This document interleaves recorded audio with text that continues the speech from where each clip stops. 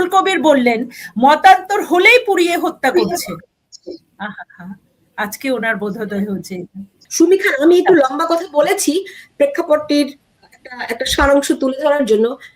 আপনি নিশ্চয়ই শুনেছেন আমি যে প্রশ্নগুলি উত্থাপন করেছিলাম, আপনার অভিমতটি জানতে চাচ্ছি যে তারা কি একটা যেন তেন নির্বাচনের মধ্য দিয়ে বিএনপি কে ক্ষমতায় বসিয়ে বাংলাদেশকে আরেকটা ধ্বংসের দিকে এগিয়ে দিচ্ছে কিনা? ধ্বংস যেখানে ধ্বংসের অতলে তো বাংলাদেশ। অনেক ধন্যবাদ সুলতানা রহমান, অনেক ধন্যবাদ সুলতানা রহমান, অনেক ধন্যবাদ যারা সঙ্গে আছেন, ধন্যবাদ ডক্টর শামীম আহমেদ এবং শ্রদ্ধেয় যারা সাথে আছেন। আমি যেটা বলতে চাইছি যে আজকে কোথাও ইকো হচ্ছে মনে হয়। আমি বলতে চাইছি যে আজকে বাংলাদেশ ধ্বংসের অতলে তলিয়ে গেছে ইতিমধ্যে। সেই ধ্বংসস্তূপ থেকে বাংলাদেশের উত্তরণ আদৌ বাংলাদেশের যে নির্বিচারে মানুষ হত্যা, সংখ্যালঘুদের হত্যা, দীপুচন্দ্র দাসকে জীবন্ত পুড়িয়ে হত্যা সহ যেটা বিশ্বজুড়ে সব বড় বড় মানুষেরা শেয়ার করেছেন, তারা প্রশ্নবিদ্ধ করেছেন এই সরকারকে, তেমনি করে যে প্রতিদিন নির্বিচার হত্যা, গণধর্ষণ চলছে, সেই জায়গা থেকে উত্তরণ আদৌ কি এর চেয়ে বড় ধ্বংস, এর চেয়ে ধ্বংস কি হতে পারে আমার জানা নেই। আর জামাত যেখানে এখনো ক্ষমতায় আছে, কেন ক্ষমতায় আছে আপনি স্মরণ করে দেখবেন সুলতানা রহমান, 5ই আগস্টে আপনার যখন মাননীয় প্রধানমন্ত্রী শেখ হাসিনাকে দেশ ছাড়তে বাধ্য করা হলো, তারপর পরে আমাদের সেনাবাহিনী প্রধান কার সাথে দাঁড়িয়ে কথা বলেছেন, কার সাথে তিনি ক্ষমতাটা পাশে, কাদেরকে পাশে রেখে, জামাতের আমির মামুনুল হক এবং হেফাজত, তাদেরকে পাশে রেখে তিনি দেখালেন যে কাদেরকে তিনি ক্ষমতায়ন করেছেন। আজকে বিএনপি বলুক, তারেক জিয়া আসুক, বা আজকে নুরুল কবির সম্পাদকীয় পরিষদে যে কথাগুলো বলেছেন, আজকে আমি সেই কথাগুলো একটুখানি তুলছি যে তারা আজকে বলছেন কি যে মব ভায়োলেন্সে আক্রান্ত গণমাধ্যম কোথায় ছিল। আপনি যেটা বললেন খুব সুন্দর করে বললেন আপনি, যে কোথায় ছিল তারা যখন একের পর এক গণমাধ্যম আক্রান্ত হলো। গণমাধ্যম অফিসগুলোতে ঢুকে, প্রতিটি গণমাধ্যম অফিসে ঢুকে কিভাবে একটা তাণ্ডব করে তারা ক্ষমতা, ইভেন হাসনাত আব্দুল্লাহ সময় টিভিতে কেমন করে ঢুকলো, তখন মতিউর রহমান মাহফুজ আনাম কোথায় ছিলেন? আমি দুঃখিত, আমি আপনার মতো বিনয়ী না সুলতানা রহমান, আমি শ্রদ্ধেয় প্রিয় এসব আমি বলতে পারি না। আমার জন্মের সময় আমার মা মধু দেয়নি আমার মুখে, তো যে কারণে একটু তেতা তেতো কথাই আমি বলি আমার বাপের মতো।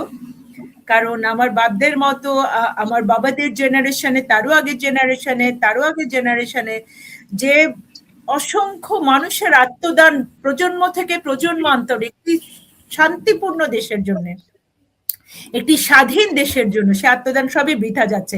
আজকে নুরুল কবির বললেন মতান্তর হলেই পুড়িয়ে হত্যা করছে। আজকে ওনার বোধোদয় হচ্ছে। ডক্টর দেবপ্রিয় বললেন এই সরকার নৈতিক বৈধতা হারিয়েছে। বাহ, অসাধারণ, বোধোদয় হচ্ছে।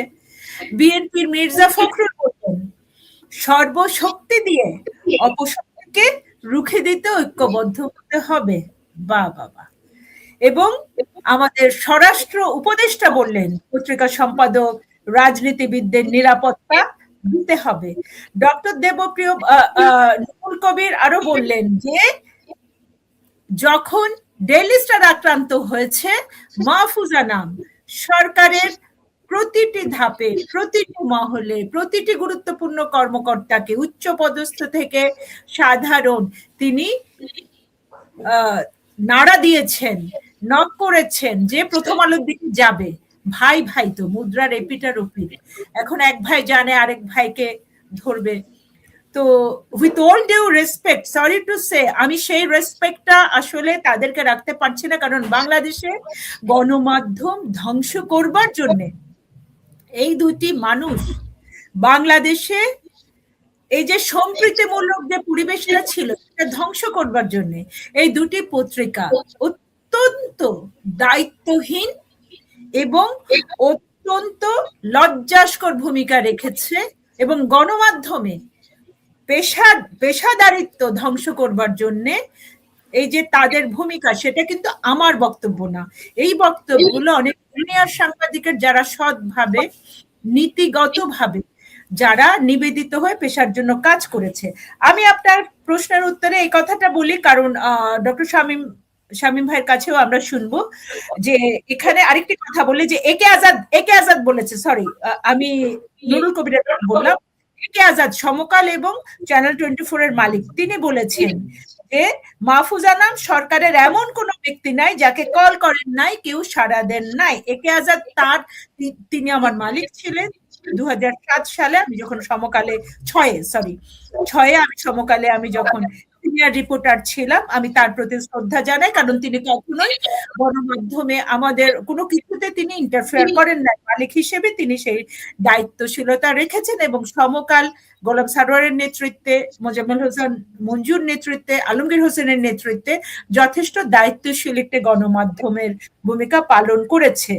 আমি বলবো যে তিনি এটা বলেছেন, ঠিক আছে, তিনি একজন শিল্পপতি হিসাবেও ভাবতে হবে যে 5ই আগস্টের পর তিনি কি ভূমিকা পালন করেছেন। তারা কি ঐক্যবদ্ধভাবে তখন প্রতিহত করেছিলেন এই অন্ধকারের শক্তিকে, জামাত ইসলামকে? জামাতের লোকেরা, আজকে ইলিয়াস ইটিভিতে ছিল না, কেমন করে ইটিভিতে এসেছিল? ইলিয়াস দিগন্ত টেলিভিশন থেকে হঠাৎ করে 21শে টেলিভিশনে আসে। সে তখন স্বরাষ্ট্র মন্ত্রী ছিলেন সাহারা খাতুন, এবং সাহারা খাতুন দুর্গাপূজাতে তিনি যখন প্রধান অতিথি হিসেবে গেছেন, তিনি যখন নমস্কার সবাইকে বলেছেন, ইলিয়াস তখন গণমাধ্যমের আমরা সকলেই ছিলাম, 7 সালে 1/11 এর পরপরই প্রথম যখন সরকার গঠিত হলো শেখ হাসিনার নেতৃত্বে, ইলিয়াস তীব্র ক্ষোভ প্রকাশ করলো, বলল কি, একজন মুসলমান হয়ে ইসলামী দেশে দুর্গাপূজা হচ্ছে, সেই দুর্গাপূজাতে কেন সারা খাতুন একজন মুসলমান হয়ে যাবেন, এবং কেন তিনি নমস্কার বলবেন, কেন তিনি দুর্গাপূজাকে হচ্ছে গিয়ে করবেন, পৃষ্ঠপোষকতা করবেন? কি অথর্ব! এরা নাকি সাংবাদিক, এদেরকে জামাত বলে দিয়েছে তোমরা গণমাধ্যমে ঢুকে যাও। ঠিক যে কথাটা শামসুর রহমানের, আমি শেষ করছি, শামসুর রহমানের একটা লেখা আমি পড়ছি, যখন গণজাগরণ মঞ্চ শুরু হচ্ছে প্রতীকী বিচার গোলাম আজমদের, তখন শামসুর রহমান একটা লেখা দিয়েছেন। ওই লেখাতে বলেছেন 1970 সালের জুন মাসে বঙ্গবন্ধু একটা কথা ওনার বক্তব্যে বলেছেন যে 11টি গণমাধ্যম জামাত ইসলামের, কতগুলো টাকা তারা পাচ্ছে, গণমাধ্যম বরাবরই জামাত দখলে রেখেছে, এবং সেই গণমাধ্যমের অংশ মতিউর রহমান এবং মাহফুজা নাম, যারা আজকে 22, ওই যে পাকিস্তান আমলে 22 পরিবার ছিল, এখন 22 জন হয়েছে, যাদেরকে গানম্যান দেয়া হয়েছে।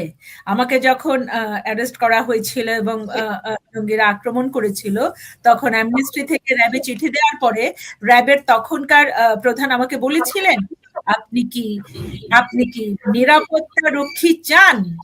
আমি হেসেছিলাম। আমি যে দেখুন 2003 সাল, তখন আমি বলেছিলাম যে নিরাপত্তা রক্ষী, সাংবাদিকের জন্য অন্তত নিরাপত্তা রক্ষী কখনো এর চেয়ে লজ্জার, এর চেয়ে দুঃখের কিছু হতে পারে না। তার তো সাংবাদিকতাই থাকে না, তিনি মালিক। মতিউর রহমান, মাহফুজা নাম মালিক, তারা সম্পাদক দাবি করতে পারেন না, তারা কখনো সাংবাদিকতা করেছেন বা করছেন দাবি করতে পারেন না। দুঃখিত আমি। ধন্যবাদ সুলতান। ডক্টর শামীম আহমেদ, আপনার কাছে কি মনে হয় যে বিএনপি যে এই যে একযোগে তারা সবাই বিএনপির প্রতি এখন সমর্থন জানাচ্ছেন, এটা কিসের ইঙ্গিত দিচ্ছে? ধন্যবাদ সুলতানা রহমান আপা আমাকে আমন্ত্রণ জানার জন্য, এবং সুমি খানকে। আপনারা দুজন অনেক বিষয়ে কথা বলে ফেলেছেন। আমি চেষ্টা করব যাতে একই কথা বারবার না বলতে হয়, এবং একই প্রসঙ্গে ভিন্ন দিক থেকে একটু দৃষ্টি রাখতে চাই। বাংলাদেশের মানুষ অত্যন্ত হতাশাগ্রস্ত। ডেইলি স্টার প্রথম আলোতে যেদিন আগুন দেওয়া হলো, সেদিন আমরা অনেকের সাথে কথা হয়েছে, দেশে সাধারণ মানুষ, সুশীল বুদ্ধিজীবী, সাংবাদিক, সাথে সাথে তৃণমূলের নেতাকর্মী, তাদের সাথে আমার কথা হয়েছে, এবং আমি দেখলাম যে এমনকি 5ই আগস্টে মানুষ যতটা হতাশ ছিল, সেদিন আমি তার চাইতে অনেক মানুষকে হতাশ হতে দেখেছি। কিছুটা আশার কথা দিয়ে আমি একটু শুরু করতে চাই। আমি একটু বলতে চাই যে প্রথম আলো ডেইলি স্টারে যারা হামলা করতে গিয়েছে তাদের সর্বোচ্চ সংখ্যা কতজন ছিল? 500 জন। আমি বাড়িয়ে বললাম 1000 জন। এবং আমরা জানি যে প্রথমে ট্রাকে করে 100 মানুষ গিয়েছে, যাদেরকে প্ল্যান করে পাঠানো হয়েছে আগুন দেওয়ার জন্য। এবং আমি কালকেই একটা ঘরোয়া আড্ডায় বলছিলাম যে বাংলাদেশে যখন সিটি কর্পোরেশন ওয়াসার পাইপ কাটে তখন 200 মানুষ আশপাশে দাঁড়িয়ে যায়। তো আমাদের দেশের অর্থনৈতিক অবস্থা এখন এমন পর্যায়ে চলে গেছে, নীতি এবং শিক্ষার অবস্থা এমন পর্যায়ে চলে গিয়েছে, যখন আপনি একটা ধ্বংসাত্মক কাজ শুরু করবেন আরো অনেক মানুষ সেখানে যুক্ত হয়ে যায়। বাংলাদেশের জনসংখ্যা 18 কোটি। ডেইলি স্টার প্রথম আলোতে আগুন দিয়েছে 1000। হাদির জানা যায় আমি ধরে নিলাম যে লক্ষাধিক মানুষ গিয়েছে। আমি ধরে নেই বঙ্গবন্ধুর ধানমন্ডি 32 যখন আক্রমণ হয়েছে সেখানে 5000 মানুষ গিয়েছে, 17 কোটি 50 লক্ষ মানুষ যায়নি। সো কি হচ্ছে দেশে যে মাত্র 1000 বা 2000 বা 5000 বা 10,000 মানুষকে মোকাবেলা করার জন্য স্বাধীনতার পক্ষের বাকি মানুষরা নামছে না? এটা একটু মনে রাখা দরকার। আমি স্পষ্টভাবে মনে করি পার্থক্যটা হচ্ছে পুলিশ এবং সেনাবাহিনীর অস্ত্র। মুক্তিযুদ্ধের পক্ষ এবং মুক্তিযুদ্ধের বিপক্ষের মধ্যে যে শক্তিটা দাঁড়িয়ে আছে, আপনি যদি আজকে পুলিশ এবং সেনাবাহিনীকে নিষ্ক্রিয় করে দেন এবং আপনি তাদেরকে বলেন যে তোমরা কোনো পক্ষাবলম্বন করবে না, তাহলে আমি নিশ্চিত যে আমাদের তৃণমূলের কর্মীরা দাঁড়িয়ে যে স্বাধীনতার বিপক্ষে শক্তি তাদেরকে আর নিষ্ক্রিয় করতে তাদের 7 দিনও লাগবে না। এটা আমাদের মনে রাখা দরকার। আমি জাস্ট তৃণমূলের নেতা কর্মীদেরকে উৎসাহিত করার জন্য বলছি। এরকম ঘটনা আমরা আগেও দেখেছি, 2006-এও দেখেছি, 7-এও দেখেছি যে আমাদের সামরিক বাহিনী, আমাদের পুলিশ তারা অস্ত্রের মুখে -2 করে নেতৃত্ব শূন্য করার চেষ্টা করেছে বাংলাদেশকে, কিন্তু একটা পর্যায়ে সেই ঘটনাটা চলমান থাকে না। বাংলাদেশের এখন যে অবস্থা সেটা একটু সময় লাগবে, কিন্তু সেটা এমন অবস্থায় থাকবে না। এখন যেই আগুন লাগানোর ঘটনা ঘটছে, বোমাবাজি ঘটনা ঘটছে, সংখ্যালঘুদেরকে আগুনে পুড়িয়ে মারা হচ্ছে, তার মানে এই না যে বাংলাদেশ পুরোপুরি উগ্র মৌলবাদী জঙ্গিদের হাতে চলে গেছে। এটা দিয়ে আমি শুরু করতে চাই যে অস্ত্র না থাকলে এই ঘটনাটা থাকবে না। আমাদের মনে করার কোনো দরকার নেই যে বাংলাদেশ একদম জঙ্গিদের দখলে চলে গেছে। এটি প্রথম পয়েন্ট। দ্বিতীয় পয়েন্ট যেটা একটু বলি সেটা হচ্ছে আমি খুব অবাকভাবে দেখছি আমাদের যারা সুশীল এবং এখনকার সময়ের যারা বুদ্ধিজীবী তারা নানা জায়গায় বলছে দেশের এই কঠিন অবস্থায় আমাদের এখন সবচেয়ে জরুরি একটা সাধারণ নির্বাচন, এবং ফেব্রুয়ারির সাধারণ নির্বাচনে ভোটে যেই আসুক না কেন আমরা তাদেরকে স্বাগত জানাই, সেটা বিএনপি হোক, জামাত ইসলামী হোক। প্রথমে আমাদের দরকার একটি সাংবিধানিক সরকার। আমি খুব বিস্মিত হয়ে দেখি যে দেশে 40% মানুষ আওয়ামী লীগকে সমর্থন করে, যে দেশের 20% মানুষ বুদ্ধিবৃত্তিক এবং উন্নয়ন কাজের উপরে ভিত্তি করে ভোট দেয়, সেই 60% মানুষকে বাদ দিয়ে শুধুমাত্র 40% মানুষ, অর্থাৎ 8 কোটিরও কম মানুষ, যাদের মধ্যে ভোটার হয়তো 5 কোটি, তাদেরকে দিয়ে নির্বাচন হবে এবং সেই নির্বাচনে হয় বিএনপি আসবে অথবা জামাতে ইসলামী আসবে এবং তাতে করে দেশ আবার সোনার বাংলা হয়ে যাবে। এই যে প্রোপাগান্ডাটা, আমি সেটার প্রতিবাদ জানাই।